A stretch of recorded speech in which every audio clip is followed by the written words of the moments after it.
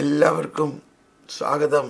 നമ്മൾ കറ്റേനാവ്രയായുടെ 259 എപ്പിസോഡിലേക്ക് നീങ്ങുന്നു.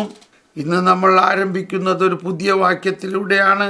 വാക്യം 25-26 മത്തായിയുടെ സുവിശേഷം 5-ാം അധ്യായത്തിൽ, നീ പ്രതിയോഗിയോട് വഴിക്ക് വെച്ച് തന്നെ വേഗം രമ്യതപ്പെട്ടുകൊള്ളുക, അല്ലെങ്കിൽ പ്രതിയോഗി നിന്നെ ന്യായാധിപനും ന്യായാധിപൻ സേവകനും ഏൽപ്പിച്ചു കൊടുക്കും. അങ്ങനെ നീ കാരാഗൃഹത്തിൽ അടയ്ക്കപ്പെടും. അവസാനത്തെ ചില്ലിക്കാശും കൊടുത്തു വീട്ടുവോളം നീ അവിടെ നിന്ന് പുറത്തു വരികയില്ലെന്ന് സത്യമായി ഞാൻ നിന്നോട് പറയുന്നു. നമ്മുടെ കർത്താവായ ഈശോ മിശിഹായുടെ പരിശുദ്ധ സുവിശേഷം. ഈശോ മിശിഹായ്ക്ക് സ്തുതി. സ്നേഹമുള്ളവരെയും, ഇത് വലിയ കാര്യമാണില്ലേ? കേസും കോടതിയും. കർത്താവ് പറയാണ്, പ്രതിയോഗിയുമായിട്ട് രമ്യതപ്പെട്ടുക. വിശുദ്ധ ഹിലാരിയോസ് പറയാണ്, നമ്മിൽ പ്രശാന്തത ഇല്ലാതിരിക്കാൻ കർത്താവ് അനുവദിക്കുന്നില്ല. മറിച്ച് പറയുകയാണെങ്കിൽ, നമ്മിൽ പ്രശാന്തത ഉണ്ടാകാൻ കർത്താവ് ആഗ്രഹിക്കുന്നു.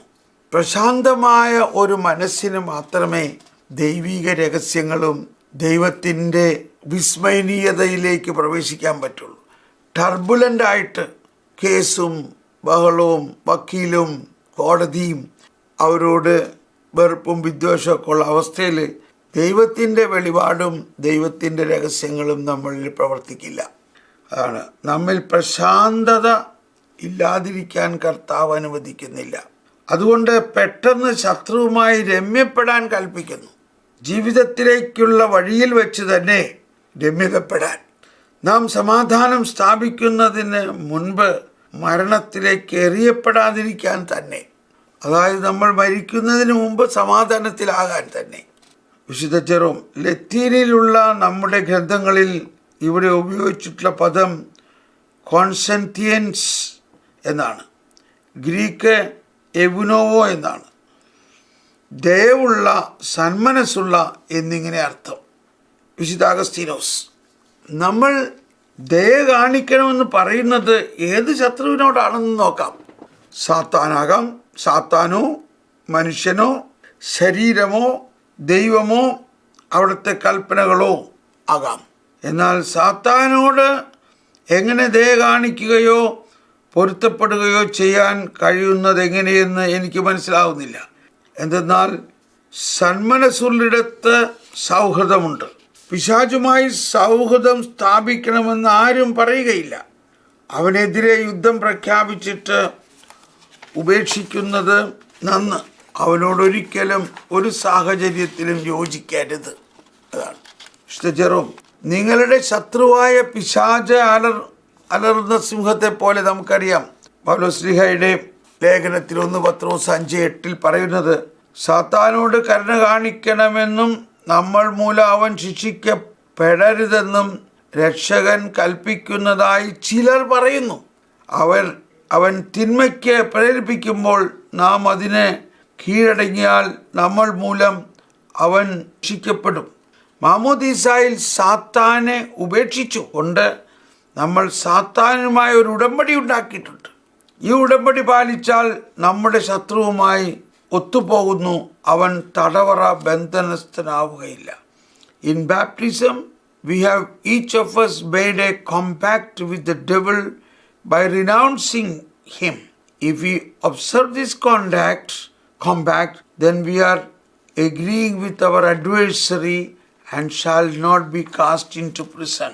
ശത്രുവുമായി ഒത്തുപോകുന്നു, അവൻ തടവറ ബന്ധനസ്ഥനാവുകയില്ല. അതായത് അങ്ങനെ സാത്താനെ തിരസ്കരിച്ച് സാത്താനുമായിട്ട്, അതായത് മാമോദീസായിലുള്ള നമ്മുടെ ഉടമ്പടിയിൽ നമ്മൾ ആദ്യം ചെയ്യുന്നത് ഇതാണ്: സാത്താനെയും അവൻ്റെ പ്രവൃത്തികളെയും അവൻ്റെ ആഡംബരങ്ങളെയും ഞങ്ങൾ ഉപേക്ഷിക്കുന്നു. അതിനുശേഷമാണ് നമ്മൾ മാമോദീസായിലേക്ക് പ്രവേശിക്കുന്നത് തന്നെ. വിശുദ്ധ അഗസ്തീനോസ്, മനുഷ്യനെ സംബന്ധിച്ച് ഇത് എങ്ങനെ മനസ്സിലാക്കാനാവുമെന്ന് എനിക്കറിഞ്ഞുകൂടാ. എന്തെന്നാൽ നമ്മെ ന്യായാധിപന് വിട്ടുകൊടുക്കാൻ മനുഷ്യന് കഴിയുമെന്ന് എങ്ങനെ പറയാം? ക്രിസ്തു മാത്രമാണ് ന്യായാധിപനെന്ന് നമുക്കറിയാമല്ലോ. അവിടുത്തെ കോടതിയുടെ മുമ്പിൽ എല്ലാം നിർത്തിവെക്കണ്ടേ? അവൻ എങ്ങനെ ന്യായാധിപന്റെ മുമ്പിൽ ഹാജരാകാനാവും? അവിടുത്തെ മുമ്പിൽ അവൻ ഹാജരാകണ്ടേ? കൂടാതെ ഒരുവൻ ഒരാളെ കൊന്നു അയാൾക്കെതിരെ പാപം ചെയ്താൽ അവൻ വഴിയിൽ വെച്ച് ഈ ജീവിതത്തിൽ രമ്യതപ്പെടാൻ സാധ്യമല്ല. എന്നാലും അനുതാപം വഴി ശിക്ഷയിൽ നിന്ന് രക്ഷപ്പെടാം. ശരീരത്തിന് എങ്ങനെ വില പറയുമെന്ന് അറിഞ്ഞുകൂടാ, കാരണം അവർ ശരീരവുമായി യോജിക്കാത്ത പാപികളാണ്. ശരീരത്തെ കീഴ്പ്പെടുത്തുന്നവർ ശരീരവുമായി യോജിക്കുന്നില്ല, പിന്നെയോ തങ്ങളോട് യോജിക്കാൻ ശരീരത്തെ നിർബന്ധിക്കുകയാണ്. വിശുദ്ധ ജെറോം, ശരീരം ആത്മാവുമായി യോജിക്കുന്നില്ലെങ്കിൽ ശരീരത്തെ എങ്ങനെ തടവറയിലാക്കാൻ കഴിയും? ആത്മാവും ശരീരവും ഒന്നിച്ചു പോകണമല്ലോ. ആത്മാവ് കൽപ്പിക്കുന്ന കാര്യമല്ലാതെ മറ്റൊന്നും ചെയ്യാൻ ശരീരത്തിന് കഴിയില്ല. അപ്പൊ ഈ ഓരോ ആർഗ്യുമെന്റുകളും നമുക്ക് മനസ്സിലാക്കാൻ നമ്മുടെ സാധാരണ ചിന്താഗതിയിൽ നിന്നും വളരെ വ്യത്യസ്തമാണ്. അതുകൊണ്ട് വളരെ ശ്രദ്ധിക്കണം. ചിലത് നമുക്ക് മനസ്സിലാവും, ചിലത് മനസ്സിലാക്കാൻ വളരെ ബുദ്ധിമുട്ടാണ്. കണ്ടോ, ഇവിടെ പറയാണ് വിശുദ്ധ അഗസ്തീനോസ്, ഒരുവൻ ഒരാളെ കൊന്നു എന്ന് വിചാരിക്കുക. ആ കൊന്ന ആളുമായിട്ട് എങ്ങനെ നമ്മൾ രമ്യപ്പെടും? ഒരുവൻ ഒരാളെ കൊന്നു അയാൾക്കെതിരെ പാപം ചെയ്താൽ അവൻ വഴിയിൽ വെച്ച് ഈ ജീവിതത്തിൽ രമ്യതപ്പെടാൻ സാധ്യമല്ല. എന്നാലും അനുതാപം വഴി ശിക്ഷയിൽ നിന്ന് രക്ഷപ്പെടാം. ശരീരത്തിന് എങ്ങനെ വില പറയുമെന്ന് അറിഞ്ഞുകൂടാ, കാരണം അവർ ശരീരവുമായി യോജിക്കാത്ത പാപികളാണ്. ശരീരത്തെ കീഴ്പ്പെടുത്തുന്നവർ ശരീരവുമായി യോജിക്കുന്നില്ല, പിന്നെയോ തങ്ങളോട് യോജിക്കാൻ ശരീരത്തെ നിർബന്ധിക്കുകയാണ്. ഇത് വേറൊരവസ്ഥയാണ്. നമ്മുടെ ആത്മാവും ശരീരവും, നമ്മളുടെ ശരീരത്തിൻ്റെ ബലഹീനതകളും ശരീരത്തിൻ്റെ പാപങ്ങളെക്കുറിച്ചാണ് ഇവിടെ പറയുന്നത്. കാരണം ഇതെല്ലാം പറയുന്നത് നിന്റെ ശത്രുവുമായിട്ട്. ആരൊക്കെയാണ് നിന്റെ ശത്രു? പിശാചാകാം, മനുഷ്യനാകാം, ശരീരമാകാം, ദൈവമാകാം, അവിടുത്തെ കൽപ്പനകളാകാം, ഓരോ സാഹചര്യങ്ങളിലും. അപ്പം സാത്താനുമായിട്ട് രമ്യപ്പെടുക എന്നുള്ള പ്രശ്നമില്ല. മാമോദീസായിൽ തന്നെ നമ്മൾ സാത്താനെ തിരസ്കരിച്ച് അവനുമായിട്ട് ഒരു ഉടമ്പടി എന്ന് പറഞ്ഞാൽ അവനെ തിരസ്കരിച്ച ഉടമ്പടി. മനുഷ്യനെ ഒരാൾ കൊന്നുവെങ്കിൽ പിന്നെ അവനുമായിട്ട് എങ്ങനെ ഈ ജീവിതത്തിൽ രമ്യപ്പെടാൻ പറ്റും? പശ്ചാത്തപിക്കാം. ഇനി ശരീരം, നമ്മുടെ ശരീരം, നമ്മുടെ ആത്മാവ്. നമ്മളുടെ ശരീരത്തിൽ നമ്മൾ പാപം ചെയ്ത് നമ്മുടെ ശരീരം നമ്മളോട് എതിര് നിൽക്കുന്നു. അതാണ് നമ്മുടെ ജീവിതത്തിൻ്റെ ഏറ്റവും വലിയ ഒരു ആധ്യാത്മിക സമരം. ശരീരത്തിനോട് നിനക്ക് എങ്ങനെ രമ്യപ്പെടാൻ പറ്റും? ശരീരത്തിന് എങ്ങനെ വില പറയുമെന്ന് അറിഞ്ഞുകൂടാ, കാരണം അവർ ശരീരവുമായി യോജിക്കാത്ത പാപികളാണ്. ശരീരത്തെ കീഴ്പ്പെടുത്തുന്നവർ ശരീരവുമായി യോജിക്കുന്നില്ല. ശരീരത്തെ കീഴ്പ്പെടുത്തുന്നവർ, ഉദാഹരണത്തിന് നമ്മുടെ ശരീരത്തിൻ്റെ വാസനകൾ ആകുന്ന നിരവധി പാപങ്ങളുണ്ട്. ആ പാപങ്ങളെ കീഴ്പ്പെടുത്താൻ സാധിച്ചാൽ ശരീരവുമായി യോജിക്കുന്നില്ല, പിന്നെയോ തങ്ങളോട് യോജിക്കാൻ ശരീരത്തെ നിർബന്ധിക്കുകയാണ്. വിശുദ്ധ ജെറോം, ശരീരം ആത്മാവുമായി യോജിക്കുന്നില്ലെങ്കിൽ ശരീരവും ആത്മാവും തമ്മിലുള്ള ബന്ധത്തെക്കുറിച്ചാണ് ഇവിടെ ഇപ്പോൾ പറയുന്നത്. ശരീരം ആത്മാവുമായി യോജിക്കുന്നില്ലെങ്കിൽ ശരീരത്തെ എങ്ങനെ തടവറയിലാക്കാൻ കഴിയും? ഇതെല്ലാം വലിയ ആത്മീയ കാര്യങ്ങളെ കുറിച്ചാണ് പറയുന്നത്. ആത്മാവും ശരീരവും ഒന്നിച്ചു പോകണമല്ലോ. ആത്മാവ് കൽപ്പിക്കുന്ന കാര്യമല്ലാതെ മറ്റൊന്നും ചെയ്യാൻ ശരീരത്തിന് കഴിയുകയില്ല. ഇത് വലിയ കാര്യമാണ് ഇപ്പോൾ പറയുന്നത്. നമ്മുടെ ആത്മാവ്, ശരീരം, മനസ്സ് നമ്മുടെ ജീവിതത്തിൻ്റെ, നമ്മുടെ വ്യക്തിത്വത്തിൻ്റെ 3 മേഖലകളാണ്. ആത്മാവാണ് ശരീരത്തിന് ജീവൻ നൽകുന്നത്. ആത്മാവിൽ നിന്നുള്ള ദൈവീക ശക്തിയാണ് ശരീരത്തെ ചലിപ്പിക്കുന്നത്, ശരീരത്തെ നിർത്തുന്നത്. ആത്മാവ് ശരീരത്തിനെ വിട്ടാൽ ശരീരം വീണുപോകുന്നു. അതാണ് മരണം.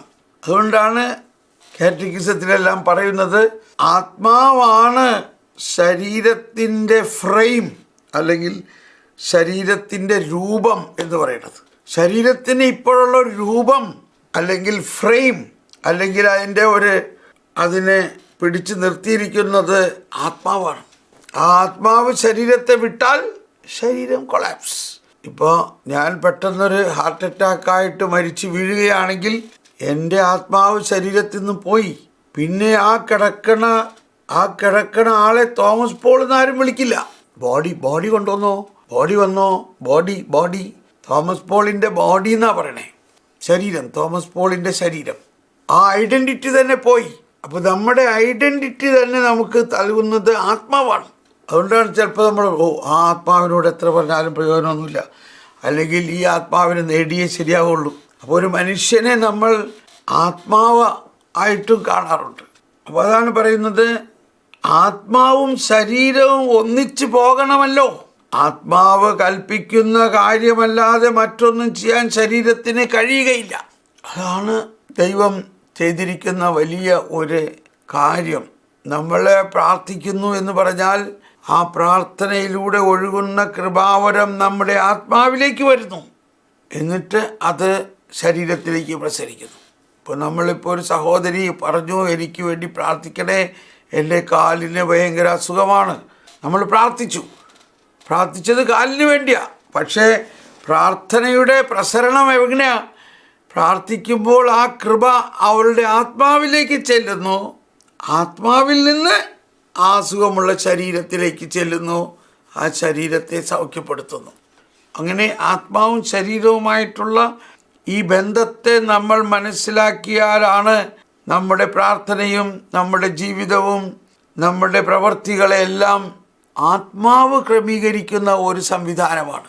കാറ്റക്കിസത്തിൽ 1718 അവസാന ഭാഗത്ത് വിശുദ്ധ അഗസ്തീനോസാണ്.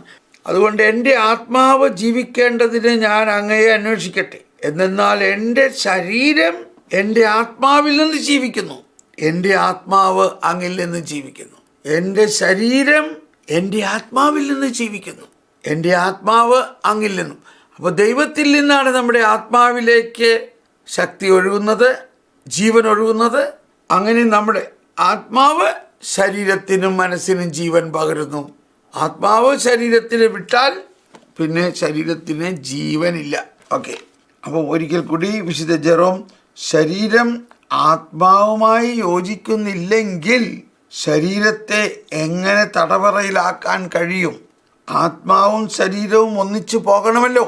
ആത്മാവ് കൽപ്പിക്കുന്ന കാര്യമല്ലാതെ മറ്റൊന്നും ചെയ്യാൻ ശരീരത്തിന് കഴിയുകയില്ല.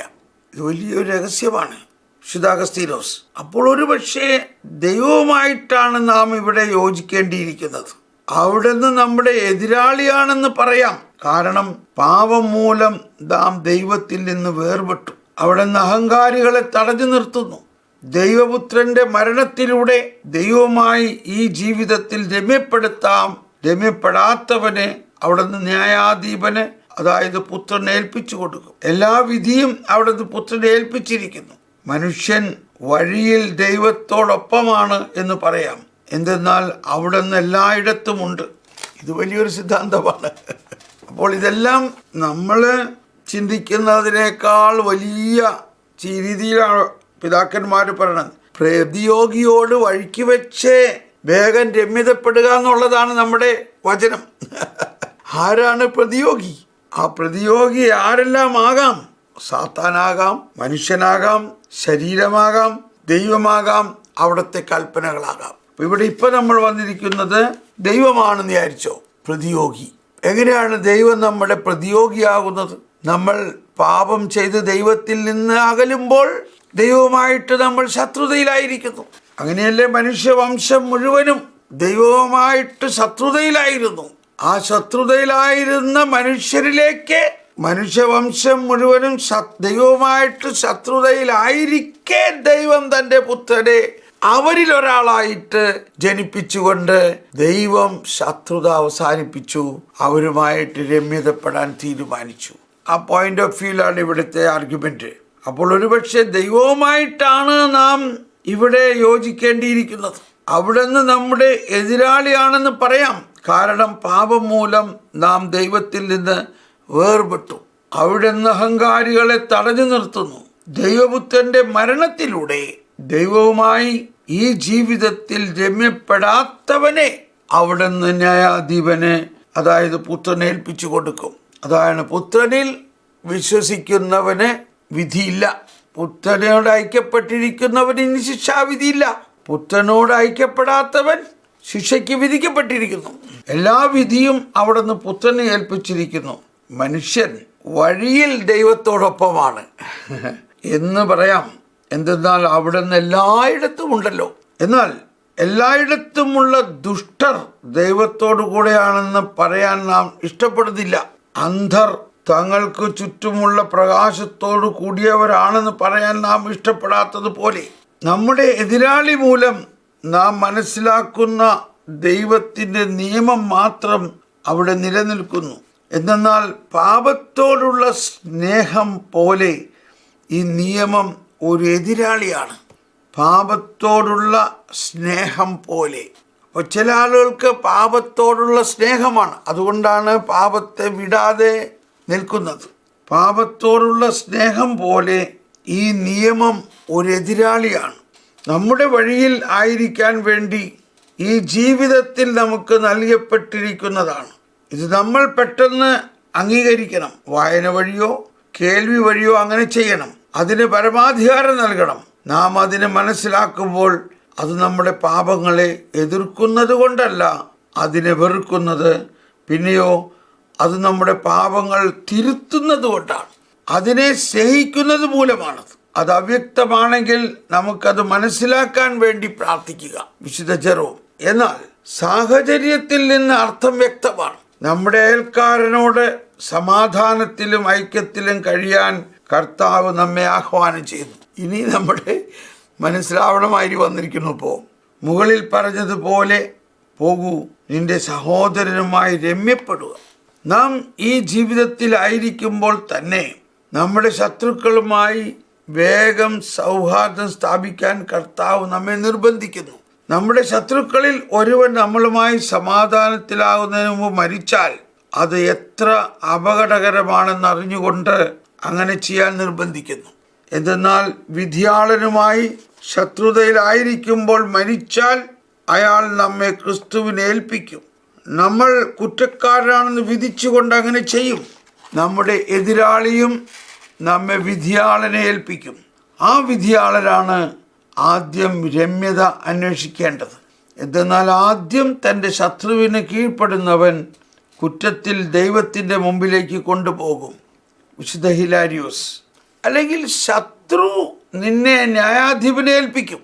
അവനോടുള്ള കോപം നിന്നെ കുറ്റക്കാരനായി വിധിക്കുമ്പോൾ അങ്ങനെ ചെയ്യും. വിശുദ്ധ അഗസ്തീനോസ്. വിധിയാളൻ എന്നതുകൊണ്ട് ഉദ്ദേശിക്കുന്നത് ക്രിസ്തുവിനെയാണ്. എന്തെന്നാൽ പിതാവ് എല്ലാ ന്യായവിധിയും പുത്രനെ ഏൽപ്പിച്ചിരിക്കുന്നു. യോഹന്നാൻ 5:22. ഉദ്യോഗസ്ഥനാൽ അല്ലെങ്കിൽ ശുശ്രൂഷിയാൽ ഒരു വില പറയാൻ അങ്ങനെ ചെയ്യുന്നു. എന്തെന്നാൽ മാലാഖമാർ വന്ന് അവിടത്തേക്ക് സേവനം ചെയ്തു. അവിടുന്ന് തൻ്റെ മാലാഖമാരോട് കൂടി വിധിക്കാൻ വരും. വിശുദ്ധ ക്രിസോസ്തോം. ഉദ്യോഗസ്ഥൻ, അതായത് ശിക്ഷിക്കുന്ന മാലാഖയുടെ സേവനം, അവൻ നിന്നെ നരകമാകുന്ന തടവറയിലേക്ക് തള്ളിവിടും. വിശുദ്ധ അഗസ്തീനോസ്. തടവറ എന്നതുകൊണ്ട് ഞാൻ മനസ്സിലാക്കുന്നത് ഇരുട്ടാകുന്ന ശിക്ഷയാണ്. ആ ശിക്ഷയെ ആരും പുച്ഛിച്ചു തള്ളാതിരിക്കാൻ അവിടുന്ന് കൂട്ടിച്ചേർക്കുന്നു. അവസാനത്തെ ചില്ലി കാശ് കൊടുത്ത് വീട്ടുവോളം നീ അവിടെ നിന്ന് പുറത്തു വരികയില്ലെന്ന് സത്യമായി ഞാൻ നിന്നോട് പറയുന്നു. വിശുദ്ധ ജെറോം. ചില്ലിക്കാശ് എന്ന ഏറ്റവും ചെറിയ 2 നാണയങ്ങളുടെ വിലയുള്ളതാണ്. അപ്പോൾ അവിടെ നിന്ന് പറയുന്നത് ഏറ്റവും ചെറിയ പാപത്തിന് പരിഹാരം ചെയ്യാതെ നീ അവിടെ നിന്ന് പുറത്തു വരികയില്ല എന്നാണ് വിശുദ്ധ അഗസ്തീനോസ്. അഥവാ യാതൊന്നും ശിക്ഷയ്ക്ക് വിധേയമാകാതിരിക്കുകയില്ല എന്ന് സൂചിപ്പിക്കാനുള്ള ശൈലിയാണത്. ഉള്ളിൽ ഒന്നുമില്ലാത്തതിനെ പറ്റി അശുദ്ധാവിശിഷ്ടം അഥവാ കീടം എന്ന് പറയുന്നത് പോലെയാണ്. അല്ലെങ്കിൽ അവസാനത്തെ ചില്ലികൾ ഭൗമിക പാപങ്ങളെ സൂചിപ്പിക്കുന്നു. കാരണം ഈ ലോകത്തിൻ്റെ 4ാമത്തെയും അവസാനത്തേതുമായ ഘടകം മണ്ണാണ്. കൊടുത്തുവിടുക, അതായത് നിത്യശിക്ഷ വരെ എന്നത് നിന്റെ ശത്രുക്കളെ എൻ്റെ പാദപീഠമാക്കുന്നത് വരെ നീ എൻ്റെ വലതുവശത്തിരിക്കുക. സങ്കീർത്തനം 110:1 എന്നതിൽ ഉപയോഗിക്കുന്ന അതേ അർത്ഥത്തിലാണ്. എന്തെന്നാൽ അവിടുത്തെ ശത്രുക്കളെ അവിടുത്തെ പാദപീഠമാക്കാതെ അവിടുന്ന് ഭരണം നിർത്തുകയില്ല. അതുകൊണ്ട് അവിടുന്ന് നീ കൊടുത്ത് വീട്ടുവോളം എന്നതിന് നീ ഒരിക്കലും പുറത്തു വരികയില്ല എന്ന് പറയുന്നതിന് തുല്യമാണ്. എന്തെന്നാൽ ഭൗമിക പാപങ്ങൾക്ക് നിത്യശിക്ഷ അനുഭവിക്കുമ്പോൾ അവസാനത്തെ ചില്ലികാശ് കൊടുത്തു വീട്ടുകയാണ് വിശുദ്ധ ക്രിസ്തോസ്തം. അഥവാ നീ ഈ ലോകത്തിലായിരിക്കുമ്പോൾ ഏറ്റവും വലിയ ദ്രോഹത്തിൽ നിന്ന് മാപ്പ് കിട്ടും. എന്നാൽ കുറ്റം വിധിക്കപ്പെട്ട് നരകമാകുന്ന ജയിലിൽ അടയ്ക്കപ്പെട്ടാൽ ഗൗരവമുള്ള പാപങ്ങൾക്ക് മാത്രമല്ല അലസതയോടെ പറഞ്ഞ വാക്കിനും ശിക്ഷിക്കപ്പെടും. അതാണ് അവസാനത്തെ ചില്ലിക്കാശ്. വിശുദ്ധ ഹിലാരി. എന്നാൽ പരസ്നേഹം പാപങ്ങളുടെ കൂട്ടത്തെ പൊതിയുന്നു. അതുകൊണ്ട് പരസ്നേഹം മൂലം പാപത്തിന്റെ തെറ്റിൽ നിന്നും രക്ഷപ്പെട്ടില്ലെങ്കിൽ അവസാനത്തെ ചില്ലിക്കാശും കൊടുക്കേണ്ടി വരും. ക്രിസ്തോസ്തം പിതാവ്. തടങ്കൽ എന്നത് ദൈവം മിക്കപ്പോഴും പാപികൾക്ക് നൽകുന്ന ലൗകിക ദൗർഭാഗ്യമാണ്. ക്രിസ്തോസ്തം. അല്ലെങ്കിൽ അവിടുന്ന് ഈ ലോകത്തിലെ ന്യായാധിപന്മാരെ പറ്റി പറയുന്നു. ഈ ന്യായവിധിയിലേക്ക് നയിക്കുന്ന മാർഗത്തെക്കുറിച്ച്, മാനുഷിക തടങ്കലിനെ കുറിച്ച് പറയുന്നു. ഭാവിയിലുള്ള വശീകരണം മാത്രമല്ല, വർത്തമാനകാലത്തുള്ള വശീകരണത്തെ പറ്റിയും പറയുന്നു. എന്തെന്നാൽ കണ്ണിന് മുമ്പിലുള്ളവ നമ്മെ ഏറ്റവും കൂടുതൽ ആകർഷിക്കുന്നു. അതുകൊണ്ടാണ് പൗലോസ് ഇങ്ങനെ പ്രഘോഷിക്കുന്നത്. എന്നാൽ നീ തിന്മ പ്രവർത്തിക്കുന്നുവെങ്കിൽ പേടിക്കണം, അവൻ വാൾ ധരിച്ചിരിക്കുന്നതും അത് വെറുതെ അല്ല. റോമർ 13:4. അപ്പോൾ ഇവിടെ ഈ വചനത്തിൻ്റെ എക്സ്പ്ലനേഷൻ അവസാനിക്കുകയാണ്. ഇവിടെ നമ്മൾ വളരെ വലിയ വലിയ കാര്യങ്ങളെല്ലാം ചിന്തിച്ചുവെങ്കിലും സാരാംശത്തിൽ നമുക്ക് മനസ്സിലായി പരസ്നേഹത്തെക്കുറിച്ച് നമ്മൾ കഴിഞ്ഞ ക്ലാസ്സുകളിലെല്ലാം കേട്ടതിൻ്റെ ഒരു തുടർച്ച തന്നെയാണത്. ഇനി അടുത്ത് നമുക്ക് പഠിക്കാനുള്ളത് വാക്യം 27-28 പറയുന്നത് കൽപ്പനകളെക്കുറിച്ചാണ്. വ്യഭിചാരം ചെയ്യരുതെന്ന് കേട്ടല്ലോ, എന്നാൽ ഞാൻ നിങ്ങളോട് പറയുന്നു, ആസക്തിയോടെ സ്ത്രീയെ നോക്കുന്നവൻ ഹൃദയത്തിൽ അവളുമായി വ്യഭിചാരം ചെയ്തു കഴിഞ്ഞു. ഇവിടെ നമ്മൾ നിർത്തുകയാണ്. അപ്പം ഇന്ന് നമ്മൾ പഠിച്ചതിൽ പ്രധാനമായിട്ട് നമ്മൾ മനസ്സിലാക്കേണ്ടത്, നമ്മൾ ആരോടും വെറുപ്പും വിദ്വേഷവും നിലനിർത്തരുത്. അതുതന്നെയാണ് നമ്മൾ അതിന് മുമ്പുള്ള ക്ലാസ്സുകളിലും കുറേ ദിവസമായിട്ട് നമ്മൾ പഠിച്ചുകൊണ്ടിരിക്കുന്നത്. ആ രണ്ട് നിയമങ്ങളും ഒന്നു തന്നെയാണ്. ദൈവത്തെ സ്നേഹിക്കുക, അതുപോലെ തന്നെ പ്രാധാന്യമുള്ളതാണ് സഹോദരനെ സ്നേഹിക്കുക. അതുകൊണ്ട് നമ്മൾ ആർക്കോടും കേസ് കൊടുക്കാനോ കേസ് പറയാനോ ഒന്നും പോകാതെ അവരുമായിട്ട് രമ്യതപ്പെടുക.